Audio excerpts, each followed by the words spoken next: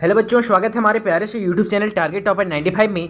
आज के इस वीडियो में हम आप सभी को क्लास 11th के हिस्ट्री यानी कि इतिहास का मॉडल सेट नंबर 4 बताने वाले हैं, जो हमारे द्वारा यानी कि एक टॉपर के द्वारा बहुत ही ज़्यादा मेहनत के बाद आप सबके लिए तैयार किया गया है, ताकि आपकी तैयारी बेहतरीन हो सके और आप अपने बोर्ड परीक्षा में फुल का फुल मार्क्स ला सके। यदि अभी तक आप हमारे मॉडल सेट नंबर 1, 2 और 3 को हिस्ट्री का नहीं देखे हैं, बाकी हम आपको ज्योग्राफी वगैरह का भी मॉडल सेट दे चुके हैं, तो सभी मॉडल सेट जो है उसका हमारे इसी चैनल के प्ले लिस्ट में जो है वो एक सीरीज बना हुआ है। आप जाइए प्ले लिस्ट में और सभी मॉडल सेट की तैयारी बेहतरीन कीजिए। यदि आप नहीं चाहते कि हमें वहां मिल रहा है, तो इसी वीडियो के डिस्क्रिप्शन में हमारे सभी मॉडल सेट यानी कि मॉडल सेट नंबर 1 और 2 का जो है हिस्ट्री का इसी में लिंक है, वहाँ पे लिंक पे क्लिक कीजिए और सभी मॉडल सेट की तैयारी बेहतरीन कर लीजिए। यदि आप चाहते हैं कि हमें इस मॉडल सेट का PDF भी मिले, तो इसी वीडियो के डिस्क्रिप्शन में टेलीग्राम और व्हाट्सएप चैनल का भी लिंक है, आप उस ग्रुप में जुड़ जाइए। उस ग्रुप में आपको हम हर एक मॉडल सेट का PDF भी प्रोवाइड कर देते हैं। तो बिना समय गवाए हम सीधा वीडियो को स्टार्ट करते हैं।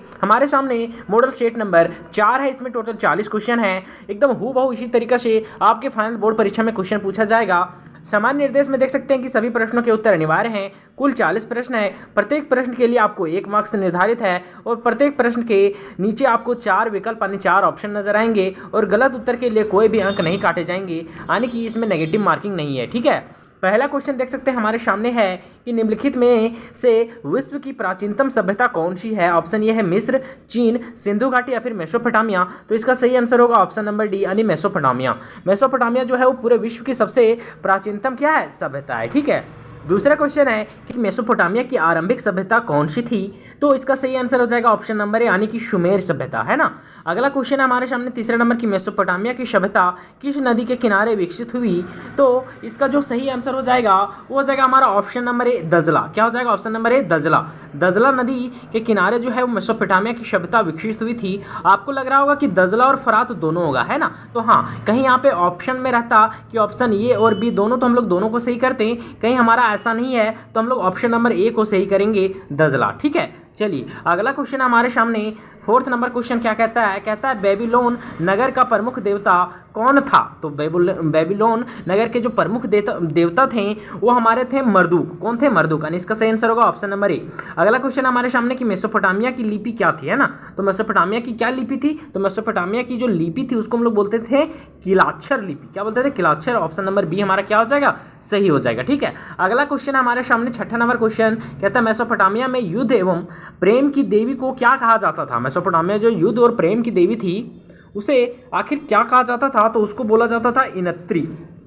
क्या बोला जाता था, इनित्री, है ना। तो इसका सही आंसर क्या हो जाएगा हमारा ऑप्शन नंबर सी हमारा हो जाएगा सही। ठीक है, सातवां नंबर क्वेश्चन है कि असुर बेनीपाल कहाँ के शासक थे। असुर बेनीपाल कहाँ के शासक थे।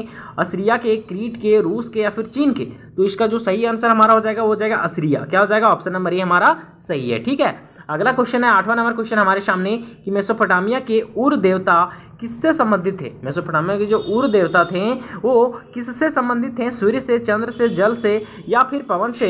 तो इसका सही आंसर होगा चंद्र, यानी ऑप्शन नंबर बी हमारा क्या हो जाएगा, सही हो जाएगा। ठीक है, अगला क्वेश्चन है हमारे सामने कि गिलगेमिस महाकाव्य का संबंध किससे है ना। तो किससे है, मिस्र से, मेसोपोटामिया से, ईरान से या फिर यूनान से। तो इसका जो सही आंसर हो जाएगा मेसोपोटामिया, यानी ऑप्शन नंबर बी हमारा क्या है, सही है। ठीक है, अगला क्वेश्चन है कि गिजुरत का संबंध निम्नलिखित में से किससे था। मंदिर से, मस्जिद से, चर्च से या फिर इनमें से कोई नहीं। तो इसका जो सही आंसर हो जाएगा वो हो जाएगा मंदिर। क्या हो जाएगा, मंदिर, यानी ऑप्शन नंबर ए हमारा हो जाएगा सही। ठीक है, अगला क्वेश्चन आपके सामने देख सकते हैं 11 नंबर क्वेश्चन कहता है रोमन साम्राज्य में नाइट किसे कहा जाता था। जो रोमन साम्राज्य था उसमें से नाइट किसे कहा जाता था। सैनिकों, सीनेट के सदस्यों को, न्यायाधीशों को या फिर अश्वरोहियों को या फिर शाहूकारों को नाइट किसे कहा जाता था। तो इसका सही आंसर हो जाएगा अश्वरोहियों को, यानी कि जो घोड़े मतलब दौड़ाते थे, यानी जो घोड़े की सवारी करते थे उनको बोला जाता था क्या, तो नाइट। ठीक है, तो ऑप्शन नंबर सी हमारा सही होगा। अगला क्वेश्चन है कि जब रोम जल रहा था तो रोम का कौन सा शासक बांसुरी बजा रहा था। गजब, रोम जब जल रहा था तो रोम के कौन ऐसे शासक थे जो बांसुरी बजा रहे थे। तो उसका नाम हो जाएगा ऑप्शन नंबर सी नीरो। क्या हो जाएगा, नीरो। ठीक है, तो 12 का सही आंसर होगा ऑप्शन नंबर सी।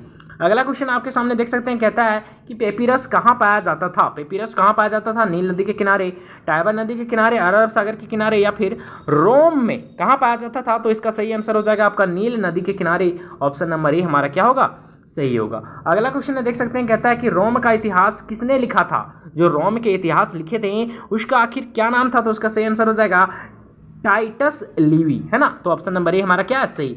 अगला क्वेश्चन है कि जुलाई माह का नाम किसके नाम पर पड़ा है ना? जो जुलाई महीना होता है उसका नाम आखिर किसके नाम पर पड़ा है? तो इसका सही आंसर हो जाएगा जूलियस सीजर, यानी ऑप्शन नंबर ए हमारा क्या हो जाएगा? सही हो जाएगा। ठीक है। अगला क्वेश्चन आपके सामने देख सकते हैं, कहता है कि रोमन साम्राज्य के राजनीतिक इतिहास के 3 मुख्य खिलाड़ी कौन थे, है ना? तो सम्राट, अभिजात वर्ग, सेना या फिर उपरोक्त सभी। तो इसका सही आंसर होगा ऑप्शन नंबर डी, यानी उपरोक्त सभी। ठीक है। अगला क्वेश्चन है, देख सकते हैं आपके सामने यहाँ पे क्या कहता है क्वेश्चन, कहता है कि दिनारियस क्या था? सोने का सिक्का, चांदी का सिक्का, तांबे का सिक्का या फिर इनमें से कोई नहीं। तो इसका जो सही आंसर हो जाएगा दिनारियस क्या था? तो इसका जो सही आंसर हो जाएगा 17 नंबर का हो जाएगा आपका चांदी का सिक्का, यानी ऑप्शन नंबर बी हमारा सही होगा। अगला क्वेश्चन है कि निम्नलिखित में से किसे रोमन साम्राज्य का हृदय कहा जाता है? रोमन साम्राज्य का हृदय किसे कहा जाता है? तो इसका सही आंसर होगा भूमध्य सागर, यानी ऑप्शन नंबर सी हमारा क्या हो जाएगा? सही हो जाएगा। ठीक है। चलिए अगला क्वेश्चन है हमारे सामने 19 नंबर क्वेश्चन। क्या कहता है? कहता है स्पेन डैश के व्यापार के लिए प्रसिद्ध था। स्पेन किसके व्यापार के लिए प्रसिद्ध था? जैतून का तेल, शराब, धातु या फिर इनमें से कोई नहीं। तो इसका सही आंसर क्या होना चाहिए? ऑप्शन नंबर ए, यानी कि जैतून का तेल। ठीक है। आप 19 नंबर क्वेश्चन को थोड़ा सा एक बार देख लीजिएगा। ठीक है।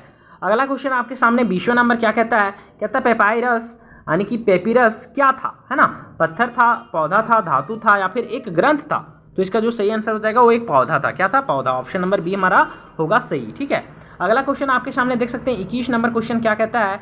कहता है कि मंगोल कौन थे? मंगोल कौन थे? तो मंगोल मध्य एशिया की एक जनजाति थी, है ना। तो इसका होगा ऑप्शन नंबर ए हमारा सही हो जाएगा। ठीक है।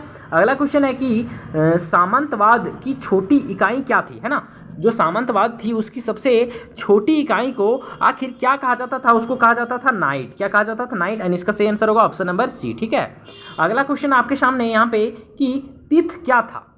तीर्थ क्या था? तो तीर्थ क्या था यहाँ पे देख सकते हैं। तो तीर्थ क्या था? तो तीर्थ एक चर्च को दिया जाने वाला कर था, या फिर तीर्थ राज्यों को दिया जाने वाला एक कर था, या फिर तीर्थ मंदिर में दिया जाने वाला एक कर था, या फिर इनमें से सभी। तो इसका जो सही आंसर हो जाएगा ऑप्शन नंबर ए, यानी कि तीर्थ जो था वो चर्च में दिया जाने वाला एक कर था, यानी टैक्स था। ठीक है। चलिए अगला क्वेश्चन आपके सामने देख सकते हैं यहाँ पे 24 नंबर क्वेश्चन कहता है सामंतवाद का अधिक्रम नहीं था, यानी इन चारों में से कौन जो है वो सामंतवाद का अधिक्रम नहीं है? राजा, ड्यूक, नाइट या फिर किसान। तो इसका जो सही आंसर हो जाएगा वो आपका क्या हो जाएगा? नाइट, है ना। इसका सही आंसर होगा ऑप्शन नंबर सी। अगला है हमारा कि ईसाई धर्म का प्रथम पोप किसे माना जाता है ना। ईसाई धर्म का प्रथम पोप जो है वो किसे माना जाता है?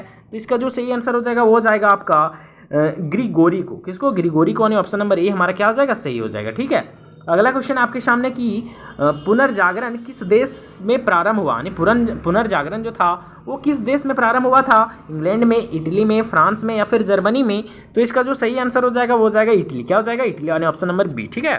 27 नंबर क्वेश्चन क्या कहता है? कहता है कि दी लास्ट सफर की रचना किसने की थी?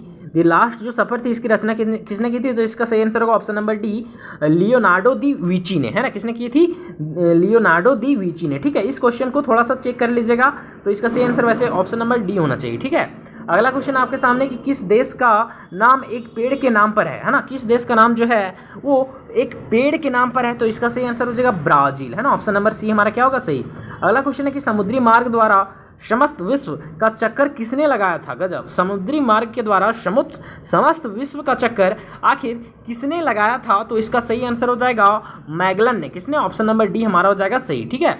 अगला क्वेश्चन है 30 नंबर क्वेश्चन की भारत की खोज किसने की थी? इससे सिंपल क्वेश्चन कुछ हो सकता है। भारत की खोज किसके द्वारा किया गया था? तो वास्को डी गामा ने किया था, है ना। ऑप्शन नंबर बी हमारा क्या हो जाएगा? सही हो जाएगा, है ना। 30 का सही आंसर होगा ऑप्शन नंबर बी। ठीक है।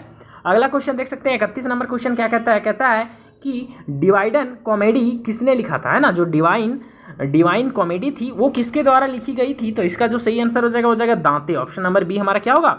सही होगा। ठीक है। अगला क्वेश्चन आपके सामने कि रेड इंडियन कहाँ की मूल निवासी थी? भारत की, जापान की, उत्तरी अमेरिका की या फिर इंडोनेशिया की? तो इसका सही आंसर हो जाएगा उत्तरी अमेरिका, यानी ऑप्शन नंबर सी। ठीक है।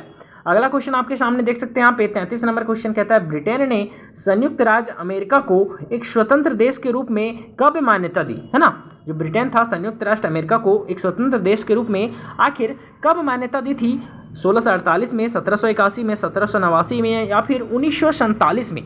तो इसका सही आंसर होगा 1781, यानी ऑप्शन नंबर बी हमारा सही होगा। ठीक है।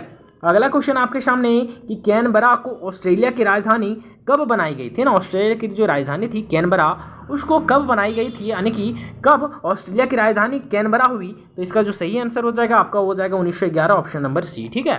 अगला क्वेश्चन आपके सामने कि जापान में मेजी पुनर्स्थापना कब हुई, है ना।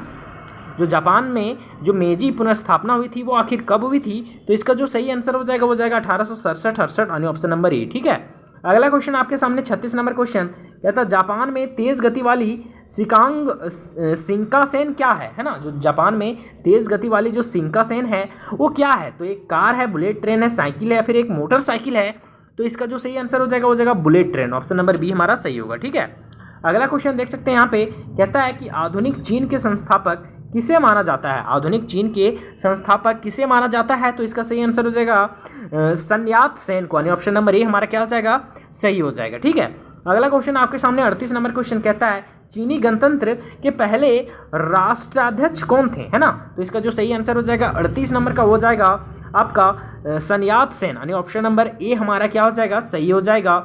अगला क्वेश्चन आपके सामने है कि वर्काशीर्ष क्या था, है ना। जो वर्काशीर्ष है वो क्या था, स्त्री का सिर, पुरुष का सिर, स्त्री और पुरुष दोनों का सिर, या फिर एक पशु का सिर। तो इसका जो सही आंसर हो जाएगा वो जाएगा स्त्री का सिर, ऑप्शन नंबर ए हमारा सही होगा। लास्ट क्वेश्चन आपके सामने देख सकते हैं यहाँ पे, कहता है मेसोपोटामिया किन दो नदियों के बीच की उपजाऊ भूमि को इंगित करता है। तो इसका जो सही आंसर हो जाएगा 40 नंबर का हो जाएगा दजला एवं फरात, है ना। क्या हो जाएगा, दजला एवं फरात, और ऑप्शन नंबर बी हमारा हो जाएगा सही। इस तरह से आपका मॉडल स्टेट नंबर 4 कंप्लीट होता है। बहुत ही जल्द आपका मॉडल स्टेट नंबर 5 हम आपके लिए लेकर आएंगे। तब तक आप मॉडल स्टेट नंबर 1, 2, 3, 4 को कंप्लीट कर लें। बाकी ज्योग्राफी, हिंदी, इंग्लिश वगैरह सबका मॉडल स्टेट हम तैयार करके आपको दे चुके हैं। 3-3 मॉडल स्टेट, बाकी मॉडल स्टेट भी आता रहेगा। तो आज के वीडियो बस इतना ही।